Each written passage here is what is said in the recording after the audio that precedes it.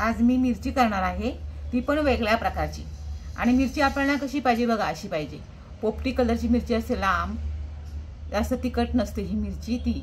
आणि तुम्हाला जर तिखट पाहिजे तुम्ही घेऊ शकता, पण हीच चांगली खायला। तर त्यासाठी मी ही मिरची घेतली आहे। नंतर कांदा घेतलाय, ओला खोबरा, गूळ लागणार आणि लिंबू। आपल्याला मिरची कशी पाहिजे, एकदम अख्खीच्या अख्खी टाकायची नाही, अशी आता ही मोठी आहे ना, त्याच्यामुळे आपण असे तुकडे करायचे। तुकडे करून ह्याला 2 भाग करायचे बघा असे। म्हणजे आपला मीठ मसाला, खोबरा, लिंबूचं रस हे सगळं एकदम मस्त याला लागते। त्यासाठी हे आपण असं कापून घ्यायचं, हे 2 भाग करायचे बघा असे। लवकर पण ते होणार, नरम पडणार लवकर। आपण कांद्यामध्ये जेव्हा फ्राय करतो ना, तर लवकर नरम पडणार। यासाठी आपण असे 2 भाग करायचे। तुम्हाला किती लांब पाहिजे तशाप्रमाणे करायचे। मिरची अशी कापून घेते बघा, अशी कापून घ्यायची, म्हणजे मटेरियल सगळं त्याच्यामध्ये जातं, लवकर पण शिजते। आणि त्याप्रमाणेच आपण ही कांदा पण कापायचा बघा, असं लांब कापायचा कांदा कापायचा। आणि जेव्हा टाकतो ना आपण फोडणीला, तेव्हा जरा असं असं करायचं, हे सगळं पाकल्या सुटतात ना, छान होतं। मग बघा असं असं चुरायचं जरा। आपण फोडणीसाठी राई घेतले, जिरा घेतलाय, धनिया पावडर घेतली आहे, हळद, थोडा हिंग, नंतर गूळ, ओला खोबरा, मीठ आहे आणि हा लिंबाचा रस। त्यात आपण फोडणी करूया। कढईमध्ये तेल घेतलंय, आता आपण फोडणीला राई टाकूया। राई तडतडली, लगेच जिरा टाकून घेऊया।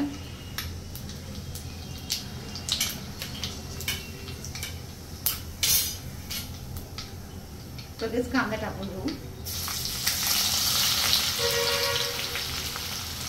टाकता येईल तसं हे करायचं, चुरायचं, म्हणजे जे सगळे भाग भाग होती, एक एक टाकली तयार होती।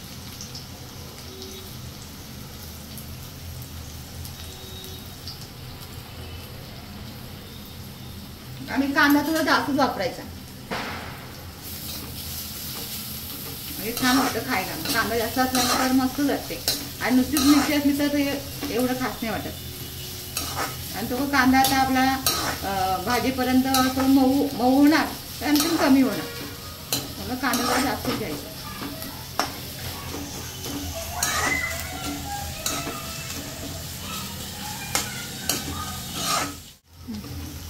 आपल्याला कांदा लाल करायचा नाहीये, फक्त नरम करायचा आहे।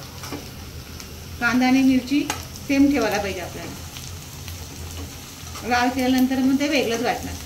फक्त नरम करायचं, शिजवायचं, आणि त्याच्यानंतर आपल्याला मिरची बरोबर शिजणारच आहे।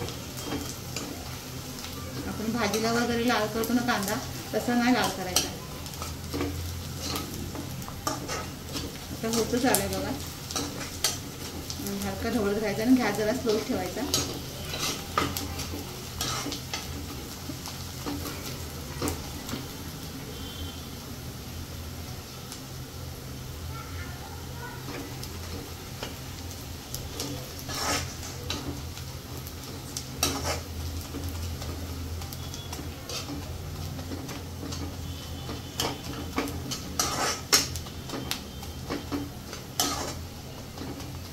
कांदा टाकताना जसं मी तुम्हाला चुरून दाखवलाय, तसं चुरल्यानंतर आणखीनच नरमच होतं पहिल्यांदाच, आणि मग तेलामध्ये टाकला की लवकरच नरम होते। हे बघा कसं नरम वाटते की नाही, झालं नरम।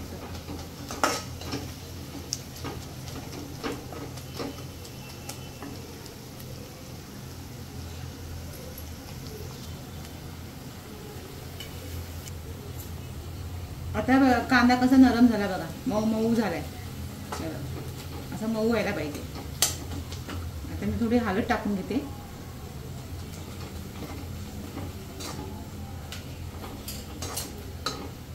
थोडासा हिंग घ्यायचं,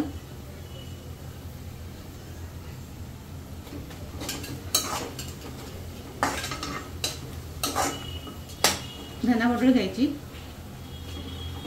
1 चमचा घेतला मी धना पावडर, आणि हळद आणि हिंग हे आपल्यानुसार घ्यायचं, एकदम जास्त हिंग टाकायचं नाही। आता मी मिरची टाकून घेते.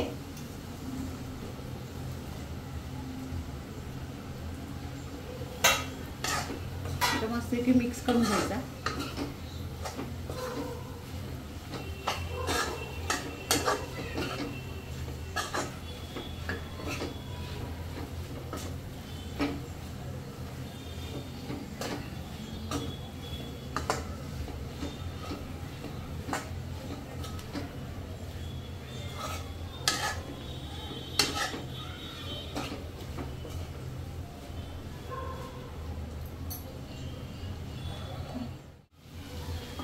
बोला, चवीनुसार मीठ टाकून घ्यायचा. सर्व मिक्स करायचं.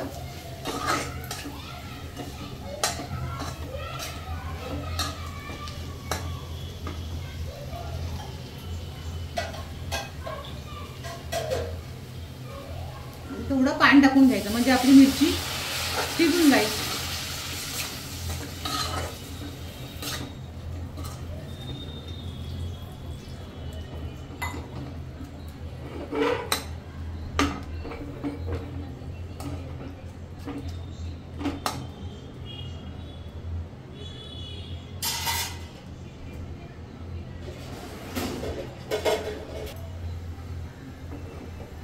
झाकण लावून ठेवून द्यायचं.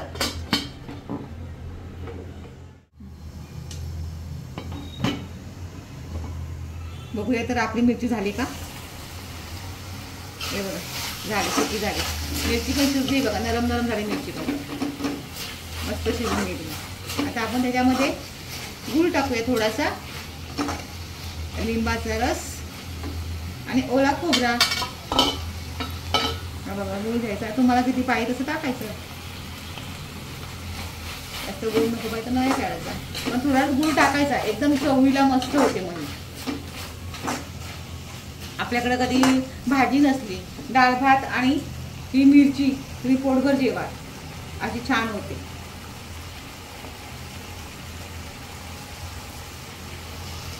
थोडासा लिंबाचा रस टाकते.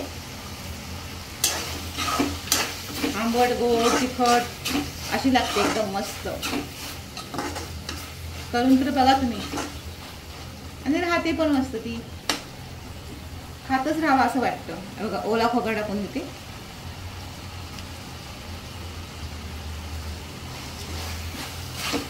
किती मस्त वाटते बघा.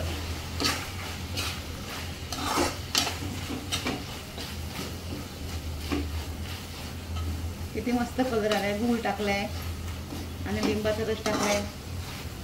कलर पण बघा कसं बदलला. आणि खोबरा, ओला खोबरा, सुका खोबरा टाकायचं नाही. आता थोडी आणखी वाफ देते, कारण का खोबरा थोडा शिजू द्या आणि गूळ वगैरे हे सगळं त्याला लागून जाईल. म्हणून थोडं एकदा वाफ देते. ही बघा आपली मिरची तयार झाली आहे. हे बघा इकडे कसं तेल सुटलंय. माझी मिरची छान तयार झाली बघा.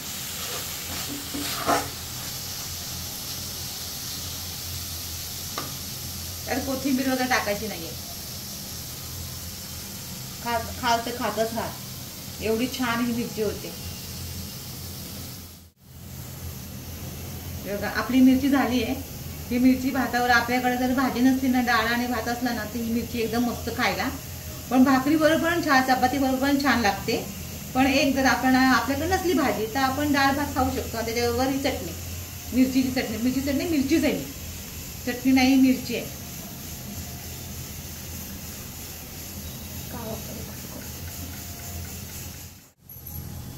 ही मिरची एकदा तरी करून बघा तुम्ही. गावा ठिकाणी तर लग्नाला, पूजामध्ये ही तर मिरची असतेच असते. आणि एकदा तरी तुम्ही करा बघा, तुम्हाला आवडेलच ही मिरची.